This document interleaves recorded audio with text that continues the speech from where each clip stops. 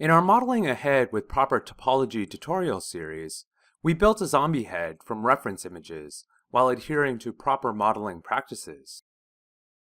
The principles of modeling through extrusions, maintaining quad-based topology, and consistent edge flow, and so forth haven't changed. So if you aren't familiar with them, you should review part 1 of that series before starting this one. In this series, we'll use the same principles to first create, then retopologize a jacket for our detective character. Make sure to set the current project to the provided scene folder, then open the file Jacket Modeling Part 1 Start. This file contains the Emma character used in our Creating a Character Rig series, but dressed for work in the police force. However, her ensemble isn't complete without the traditional TV detective bomber jacket. We'll create this as a separate mesh rather than merging it with her character geometry. This will give us the option to take it off or swap it with other jackets if need be. We've also included a finished version of the jacket in template mode in the jacket layer. Turn on the visibility of this layer if you find yourself in need of a topology reference at any time. We could model this jacket using 2D image references, like the head we modeled in the other tutorial. But since we already know the basic shape of the jacket will follow the existing character mesh, we can actually proceed without those references. Let's start with the sleeves. Go to Create, Polygon Primitives, Cylinder, Options. Set axis, height, and cap divisions to 10, 15, and 0 respectively, and axis to X. Then click Create.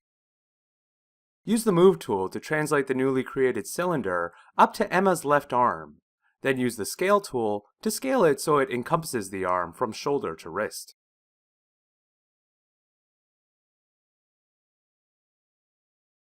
As you've likely guessed, this cylinder will become our sleeve, though right now it's much too large.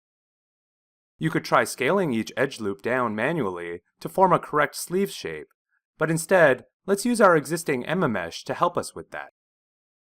Start by deleting the end caps on both sides of the cylinder.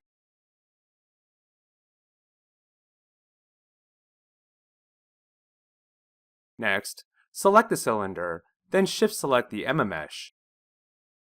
Go to the Animation menu set. Then go to Anim Deform, open Full Deform menu. From this menu, select Shrink Wrap Options. The Shrink Wrap Deformer allows you to scale down one object's components until it conforms to the shape of another object within it. In this case, we'll use it to shrink down the size of the sleeve to the arm.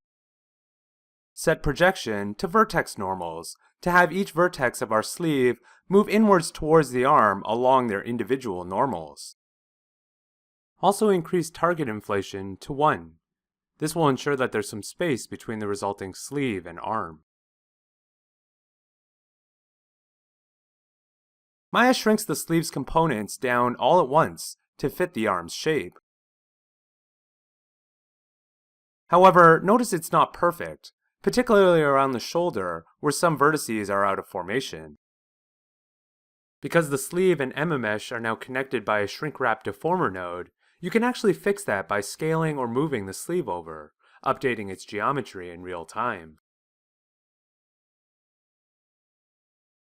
Notice how the deformer even takes precedent over component-level transformations.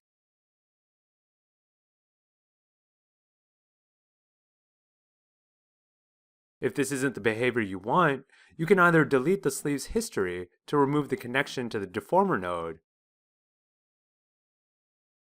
or you can right-click and go to Inputs, All Inputs. Then middle drag the Shrink Wrap input under the Tweak input. This changes the order which Maya evaluates them, giving precedence to the component tweaks.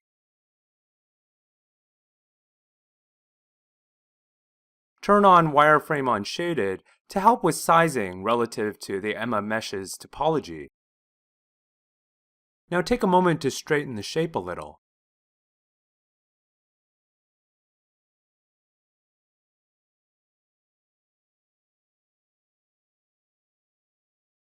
When you're done, select the sleeve and shift right-click, Then go to Soften, Harden Edge, Soften Edge, to give the sleeve a smooth look. Let's repeat this workflow to shape another cylinder to the torso's geometry. Create another polygon cylinder. This time, set axis divisions to 24 and height divisions to 6, and set its axis along Y. Position it around Emma's waist and chest, and delete its end caps.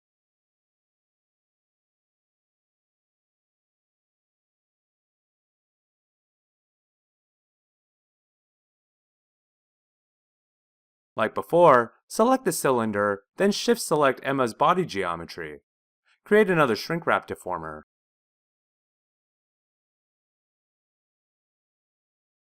You'll notice that the inflation value of 1, carried over from our previous shrink wrap, is a little too close to the body. We're getting some clipping polygons here. In the channel box, you can fix this by adjusting the shrink wrap deformer's attributes. Set target inflation to 1.5 to fix the clipping. Our cylinder now properly wraps around Emma's torso like a tube top.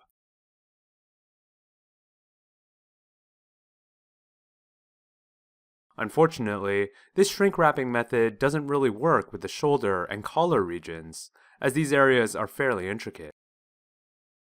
In the next movie, we'll build this part of the mesh using the Modeling Toolkit's Quad Draw tool.